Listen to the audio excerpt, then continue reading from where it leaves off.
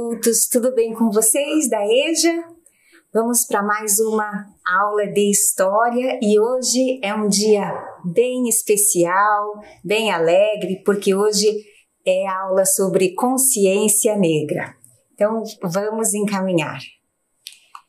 História e arte, que sempre está envolvida, e outras relações com outros componentes também. História e cultura afro-brasileira e indígena. Na nossa programação, nós vamos ter a diversidade e identidade étnico-racial, consciência negra, cultura e arte sempre envolvidas. E agora, para iniciar, uma saudação de origem africana para vocês.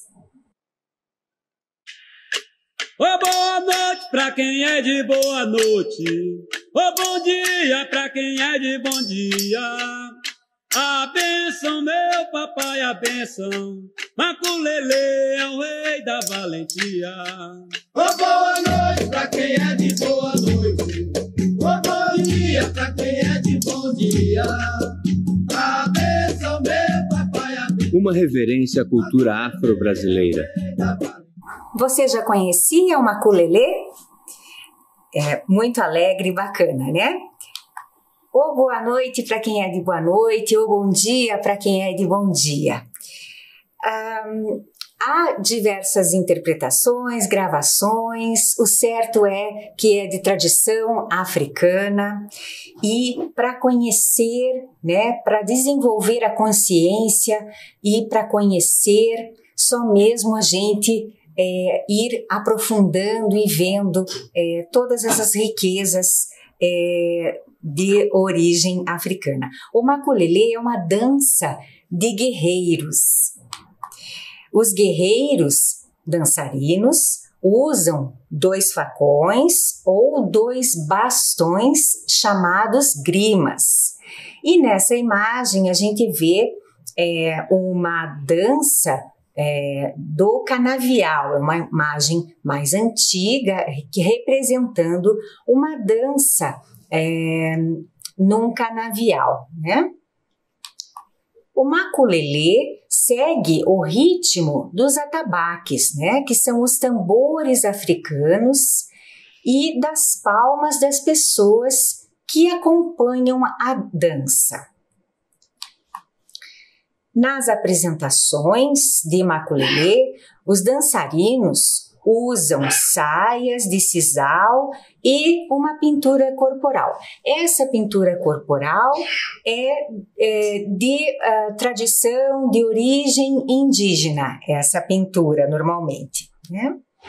E o sisal que utilizam nessas roupas para dança, o sisal é de uma planta, né? É uma planta originária do México, mas ela também é cultivada no semiárido brasileiro e 80% da produção nacional da fibra é da Bahia, né? Então, há uma grande produção dessa fibra no Brasil. Na Paraíba e na Bahia, que são estados produtores dessa planta. O nome dela é Agave cisalana, né? E ela é uma planta que aproximadamente em 3 anos, né? Ela tem um processo que leva mais ou menos esse tempo, esse período, e para que depois seja feito um processo já nessa escala, nesse caso industrial, para que seja feita a secagem do sisal e possa ser produzido para diversas utilidades hoje em dia. Então, o maculelê é um bem cultural. O maculelê, assim como a capoeira, né, são como fenômenos multifacetados, são multidimensionais. Por quê? Porque são como jogo, eles são luta e dança ao mesmo tempo.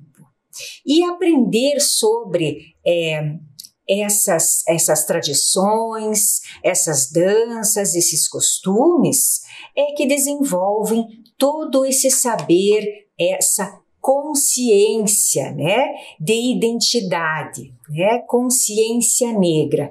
O que é consciência negra para você? Esse assunto de hoje é para todos nós irmos estabelecendo as nossas relações, todos nós irmos aprendendo, certo? E agora eu vou chamar todos os estudantes da EJA, é claro, todos os professores, porque se você está assistindo é porque você é da EJA, da Educação de Jovens e Adultos, mas especialmente da regional da Cidade Industrial e da regional do Portão, porque escolas dessas regionais enviaram, né, trabalhos para compartilhar com vocês e para representar, né, para representar você.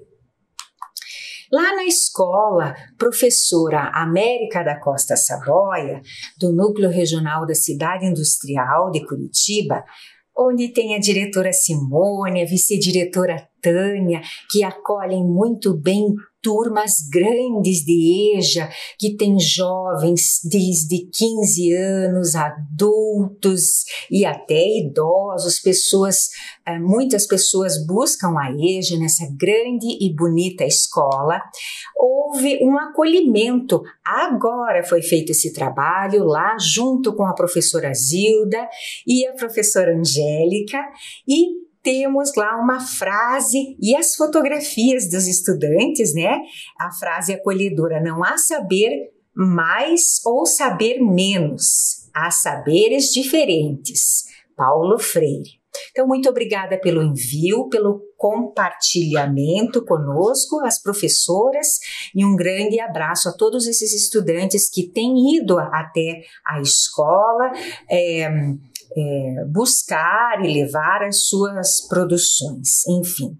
Lá no CAIC, Cândido Portinari, que é da regional também da Cidade Industrial, lá com o diretor Ronaldo e as vice-diretoras Karen e Heloísa, também outra escola bem grande dessa regional.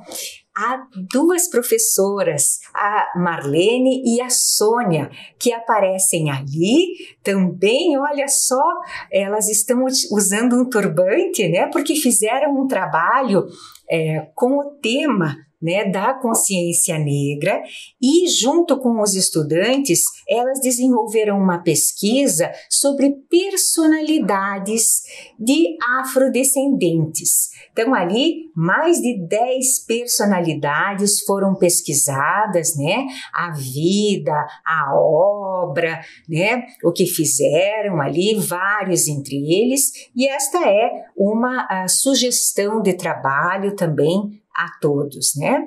E além dos princípios, dos valores, né, de vida que inspiram essas pessoas, né?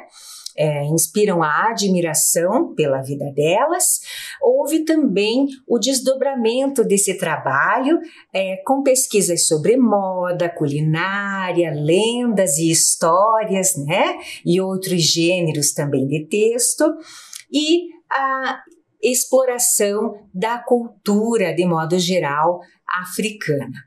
E aqui aparecem estudantes, né? O senhor Iranilson, o senhor Pedro, ali junto com as professoras, a professora Marlene e a professora Sônia. E nós agradecemos porque sinta-se representado como estudante e como profissional, como professor desta modalidade da educação.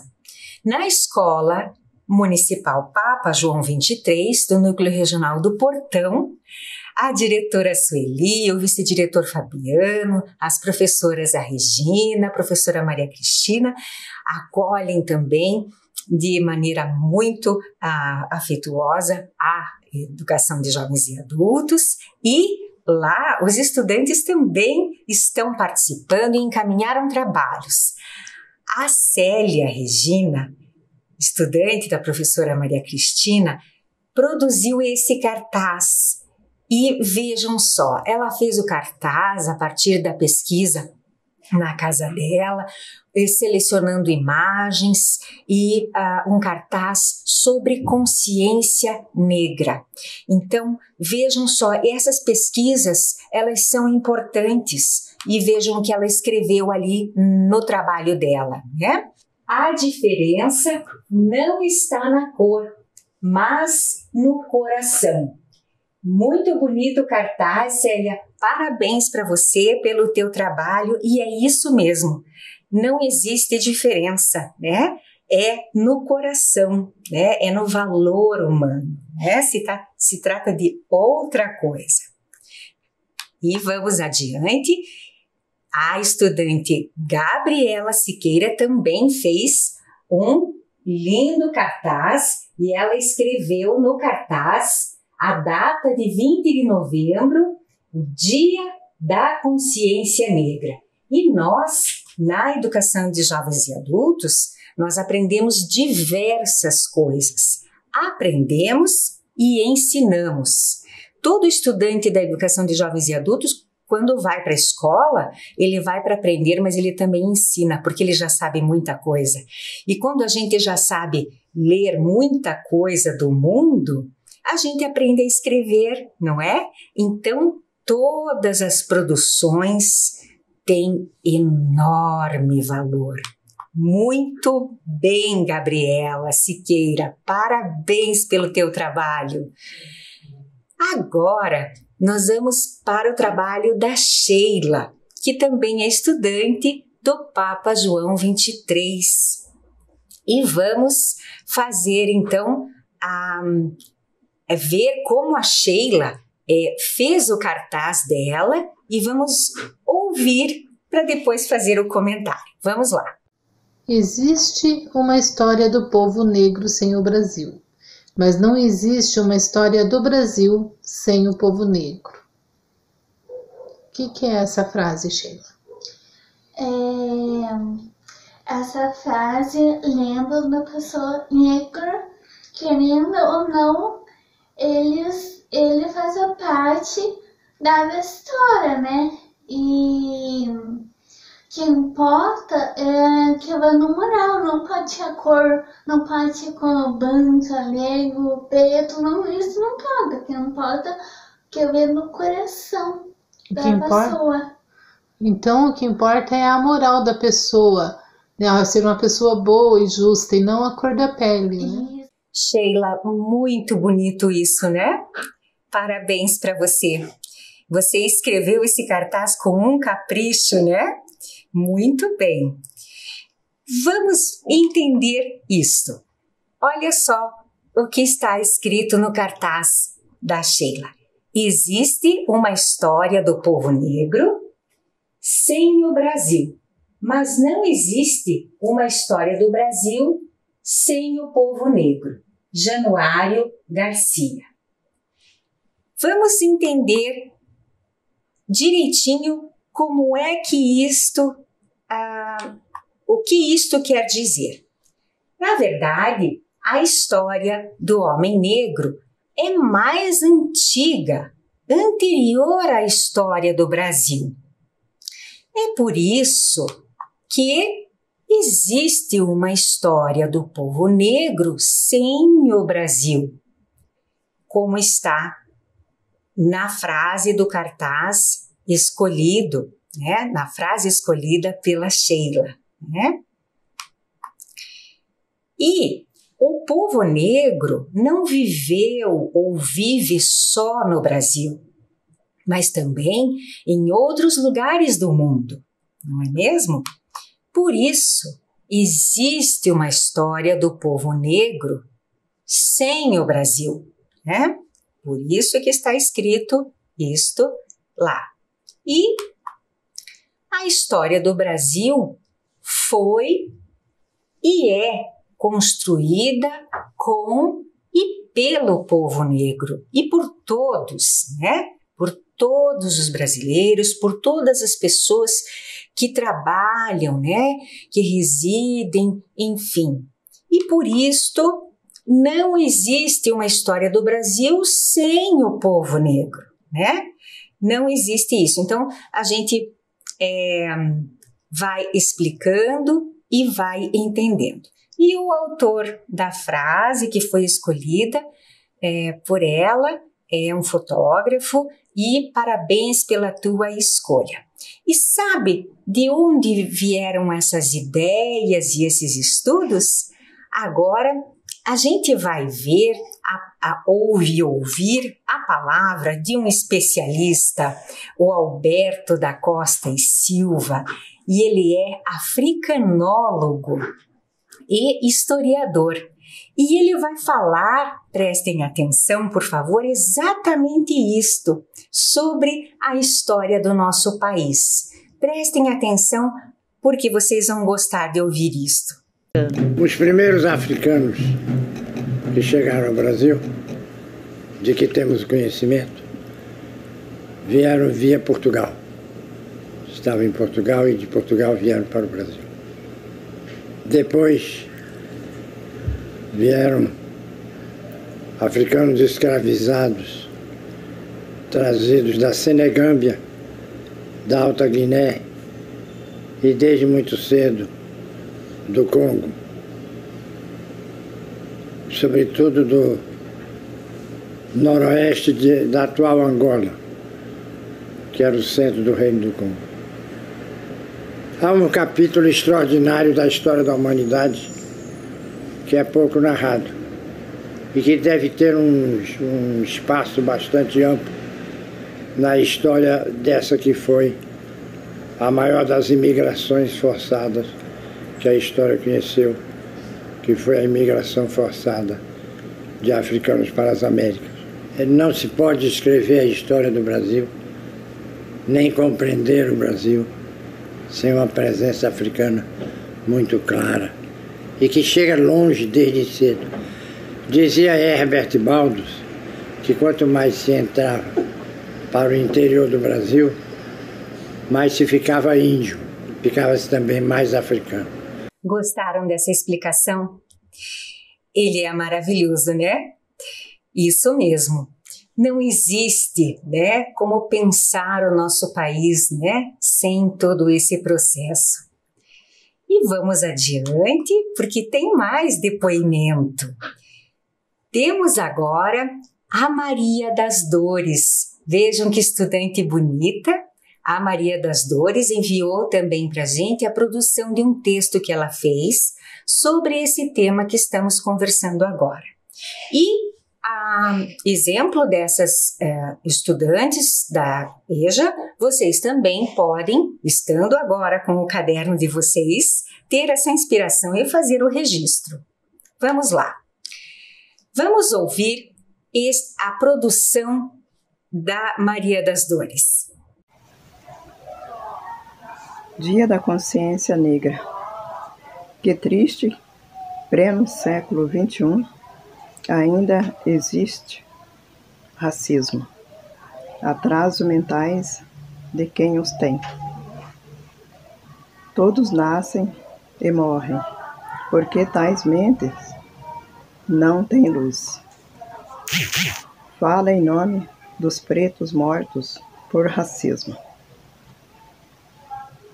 Felizmente, não tenho lembrança de ter sentido com isto, racismo.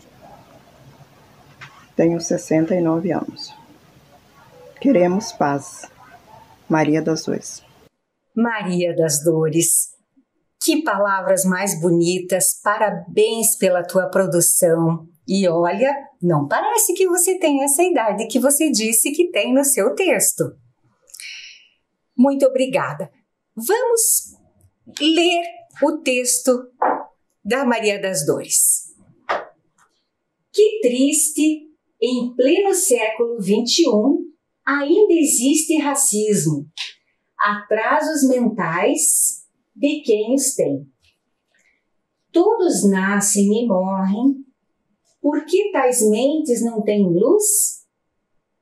Falo em nome dos pretos mortos por racismo.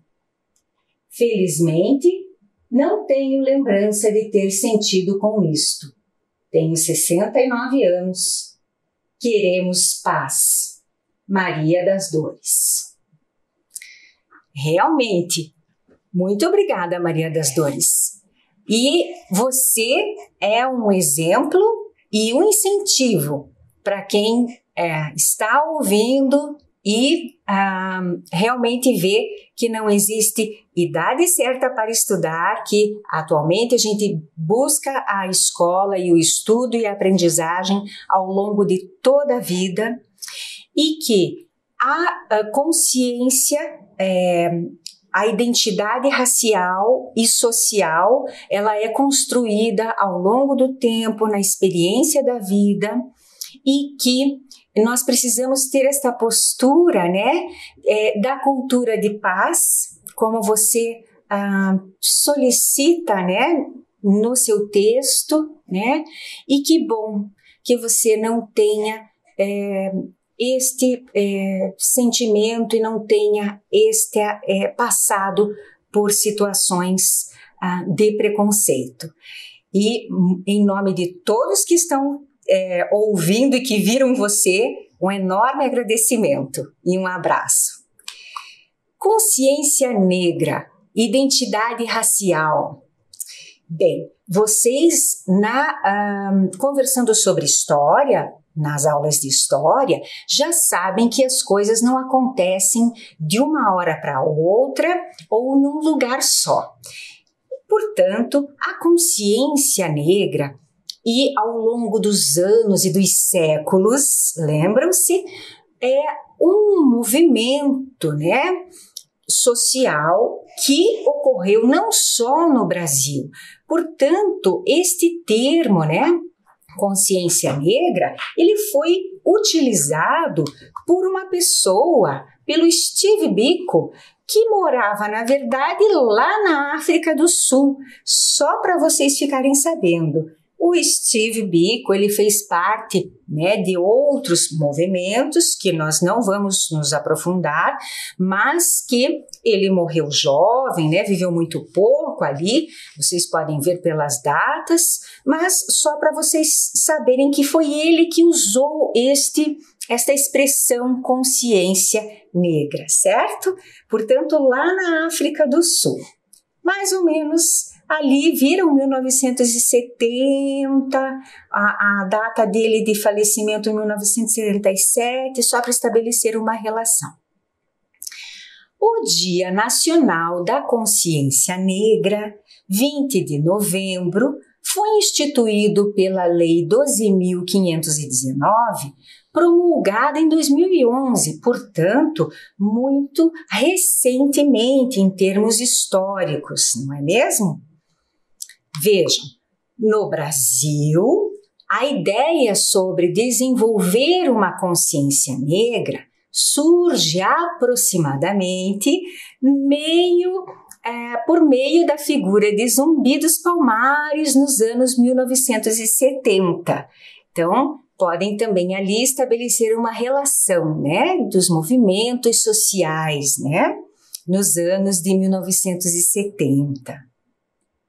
E o dia da morte de Zumbi, 20 de novembro, foi escolhido como a data de luta e resistência do negro pela sua liberdade. Então, houve esse encontro, né, essa escolha, né, pela data que marca a morte de Zumbi para celebrar essa consciência, né, para refletir sobre este sentimento, esta luta por liberdade, ok?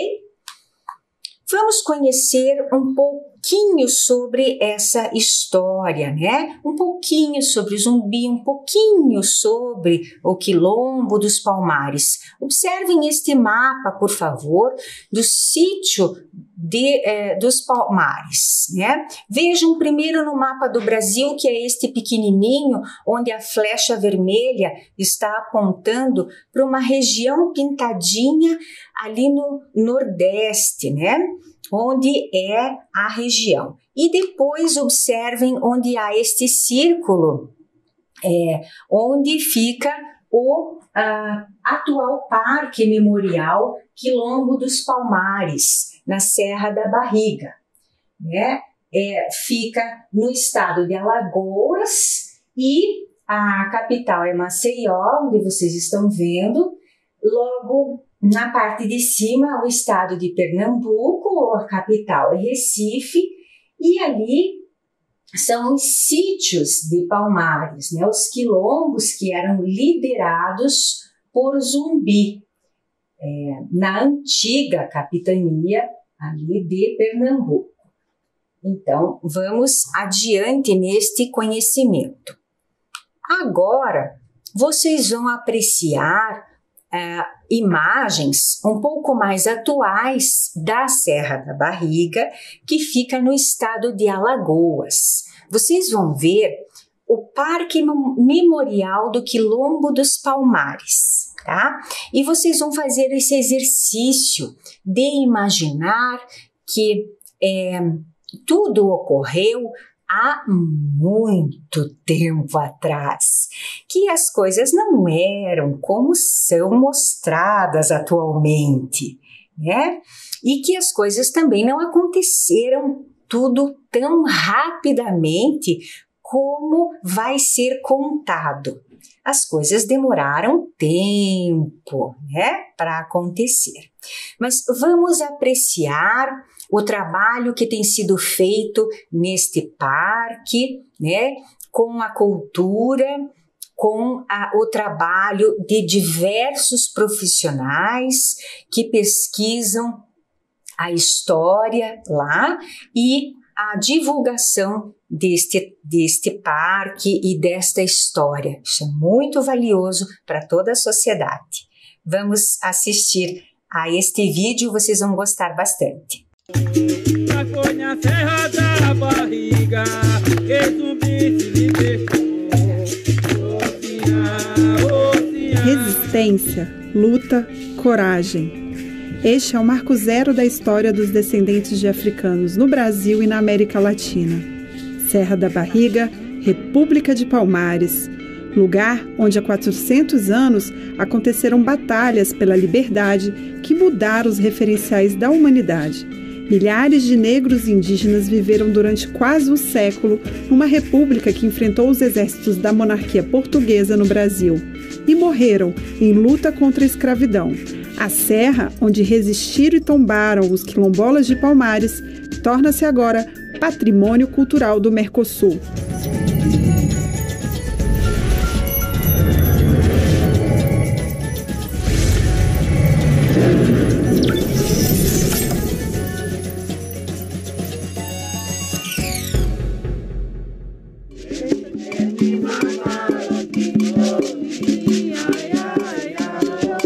Éramos para subir o platô descalço, porque ali foi derramado o sangue dos nossos ancestrais.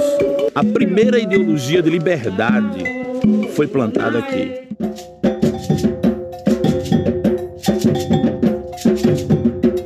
A Serra é um dos núcleos do que compunha a Confederação de Mucambos e de Cidades Negras Afro-Brasileiras, chamada Palmares. A Serra era o núcleo principal, onde ficava a fortaleza com toda a estrutura, onde ficava o rei de Palmares, o mais famoso deles, Gangazumba, depois Zumbi. E a Serra ela tem essa representação de afirmação dos Palmares como um estado soberano. A história de Palmares, a gente sempre se sente como se faz parte dela. Porque você imaginar, você morar num local onde teve todo derrame de sangue, que foi o que houve aqui, você saber que você está pisando no chão desse e o cara chegar a dizer que não sente nada, para mim esse cara não tem coração, nem tem sentimento, nem amor próprio. Quem nasce ou vive aqui sabe da força deste lugar e é chamado a ocupar a serra. A Juventude Quilombola de Muquem, localizada no município de União dos Palmares, a comunidade mais próxima da terra de Zumbi, em Dandara, se reencontra com a sua própria história no Parque Memorial. Projetos culturais levam as crianças para jogar capoeira, tocar tambor e dançar para as iabás. A gente tenta buscar, resgatar um pouco da nossa cultura, porque assim, a maioria do pessoal da comunidade falar de Zumbi não sabe quem é Zumbi, Então, é resgatar. O preconceito é muito em relação à cultura, dança, capoeira. Falando de afro, já pensa que são outras coisas. Aí do grupo são mulheres guerreiras, a Lominha aí. Então a gente tenta buscar resgatar isso, Colocar na dança, explicar um pouco. Então, é homenagem a todas as mulheres guerreiras. Sabe, trabalhadoras, guerreiras, aquelas que lutaram pela gente. É um prazer enorme representar, as raízes da gente, um amor muito grande. Eu também sou informante de turismo da Serra da Barriga. É muito gratificante esse trabalho, por ser uma mulher palmarina, fazer esse trabalho e passar a história de Palmares, que é o símbolo de resistência negra, do mundo, não só do Brasil. E a partir do turismo é que a gente tenta valorizar cada dia essa história, É um trabalho cultural, um ritmo, a minha parte de percussão, e a gente vendo a violência na comunidade, então a gente traz o menino para esse movimento, tira dele da ansiedade. Então a percussão, a dança, a capoeira, o coco e outros projetos que existem lá faz as crianças sair dessa parte da violência do dia a dia.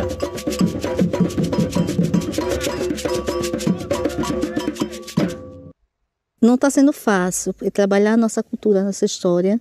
Existe uma resistência muito grande ainda, mas a gente já está começando a ver resultado. E aos pouquinhos a gente já está começando a deixar a União do Palmares a cara da nossa história. Estamos revitalizando as praças, colocando os monumentos que têm a ver com a história afrodescendente, que é a história de união. Pesquisas arqueológicas mostram que centenas de anos antes da chegada dos portugueses e dos africanos nesta região, o povo indígena já vivia aqui. Suas estratégias de sobrevivência na mata, somada aos conhecimentos africanos, foram fundamentais para a resistência da nação Palmares. Onde estamos andando, já retiramos urnas funerárias grandes, vasilhames, onde os índios enterraram seus mortos. Então toda essa área tinha muitas evidências arqueológicas. Já fizemos datações em laboratório, então as datações remetem a 1.000 anos antes do presente. E também fizemos as escavações nesses pisos de ocupação. E saiu muito material arqueológico. Cachimbos, vasilhames, mas todo remetendo a uma vida indígena, pré-Palmares, pré-colonial, pré-histórico.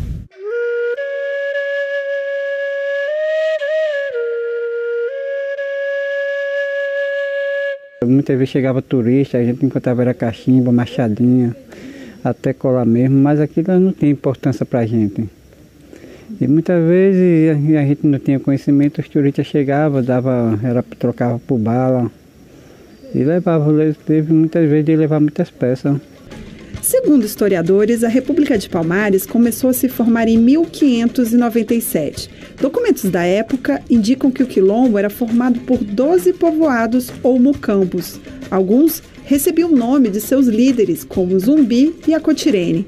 No auge da organização política e social, Palmares chegou a ter 30.000 habitantes, entre negros, brancos, pobres e indígenas que não se submeteram à escravidão.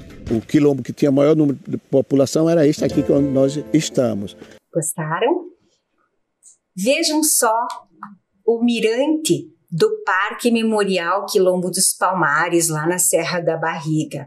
Vejam que vista maravilhosa e o quilombo realmente ficava num lugar estratégico, Agora, vamos dar continuidade e ver um pouco mais da história com Gangas Zumba, a organização e a resistência do Quilombo dos Palmares. Os negros escravizados que ocuparam a Serra da Barriga vieram principalmente da região central da África. O primeiro grande líder, conhecido de Palmares, Ganga Zumba, tio de Zumbi, nasceu no Reinado do Congo. Aqui, os palmarinos conseguiram organizar um estado extremamente poderoso, inclusive militarmente. Em Palmares você tinha um dos mocambos, ou uma das cidades, cuja especialização era justamente ser um centro militar de treinamento, que era Subupira. A função de Subupira era formar soldados. Essa experiência chamada de Palmares, ela consegue derrotar em mais de 20 guerras, né, em mais de 20 investidas, ela consegue derrotar a maior potência bélica da época, que era Portugal e Espanha. Essas grandes nações foram derrotadas aqui por esse Estado negro, derrotadas militarmente, mas principalmente derrotadas moralmente. O exército palmarino foi derrotado somente depois da união de 3 bandeirantes. E juntou a força de Sebastião Dias, juntou a força de Bernardo Vieira de Melo e de Domingos Jorge Velho. Já que eles não podiam aproximar com facilidade, eles começaram a destruir as paliçadas com canhões. Segundo os relatos da época, isso aconteceu na madrugada do dia 5 de fevereiro para o dia 6 de fevereiro. Foi quando eles conseguiram, subiram aqui, invadiram. Houve um assassinato, literalmente, da população, principalmente de mulheres e de crianças. E Zumbi dos Palmares conseguiu fugir aqui pelo Morro das Graças, juntamente com alguns companheiros seus, e refugiou-se na Serra Dois Irmãos, que fica entre a cidade de Viçosa e a cidade de Cajueiro. Ele ficou até 1695, quando ele foi assassinado. No dia 20 de novembro, Zumbi dos Palmares foi literalmente fuzilado pela tropa portuguesa e colocou a cabeça de Zumbi de Palmares com outras partes do seu corpo e expôs lá na cidade do Recife, né, Salgada, para que outras lideranças não surgissem para reorganizar o Quilombo dos Palmares. Só que o Quilombo dos Palmares, com o assassinato de Zumbi e a destruição da cerca real dos macacos, ele continuou. E continua até hoje nos movimentos de resistência da população negra. Viram só, uma história importante que as pessoas conheçam, né? Quilombo, na língua banto, significa povoação. Era o espaço físico de resistência à escravidão. Então, fugidos dos cafezais e das plantações de cana-de-açúcar, os negros que se recusavam à exploração e à violência, eles se aglomeravam-se nas matas e formavam núcleos habitacionais. Os quilombos ficavam em locais estratégicos para evitar o ataque das tropas governamentais. Foi como nós vimos na imagem, né? Vimos que o Quilombo dos Palmares ficava realmente no alto, no espaço estratégico. O Brasil colonial conviveu com centenas de comunidades quilombolas. Na Bahia, Pernambuco, Goiás, Mato Grosso, Minas Gerais, Alagoas, né? Em vários locais. A comunidade quilombola mais famosa foi Palmares. E Palmares foi fundada no século XVI pela princesa congolesa Aqualtune, mãe de Ganga Zumba. Criado por volta de 1590, o Quilombo dos Palmares funcionava com autonomia e resistiu quase 100 anos. Após a morte de Zumbi, o Quilombo dos Palmares foi totalmente destruído. Agora vejam outros quilombos brasileiros, né?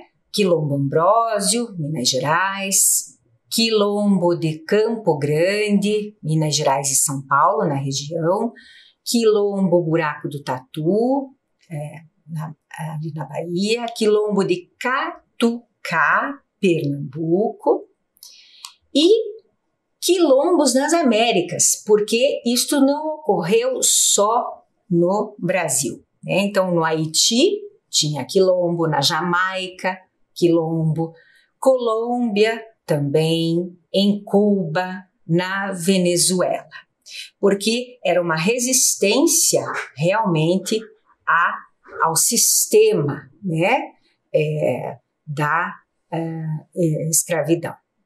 Agora vamos propor algumas atividades, né? No seu caderno, por favor, registre consciência negra. O que significa para você? Registre essa questão e registre, né? O que significa para você consciência negra?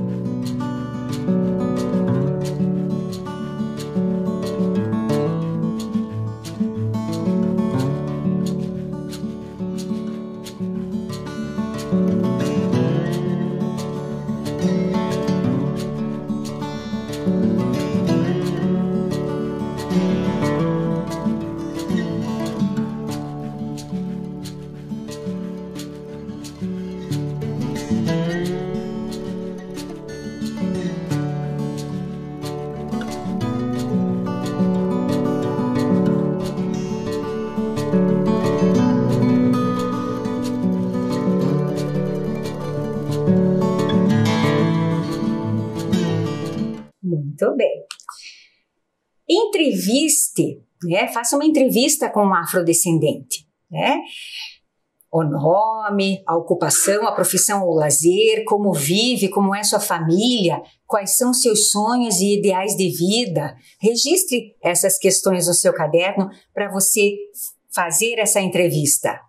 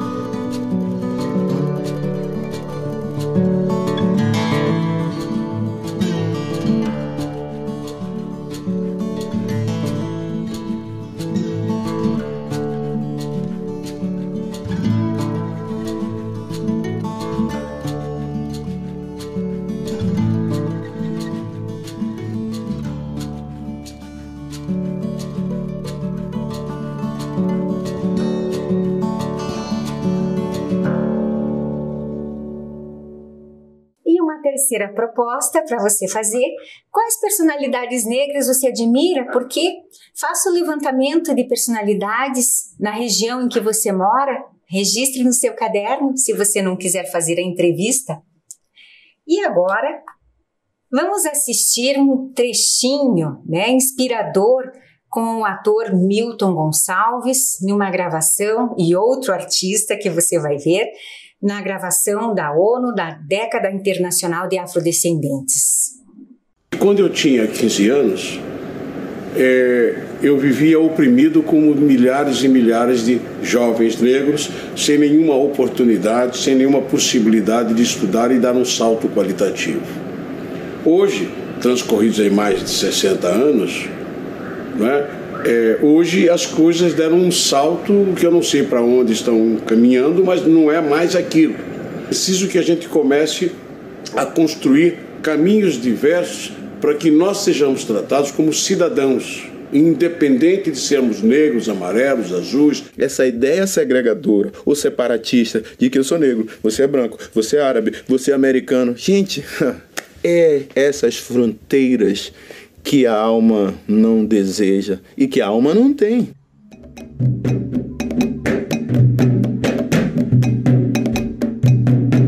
Muito obrigada e até a próxima aula.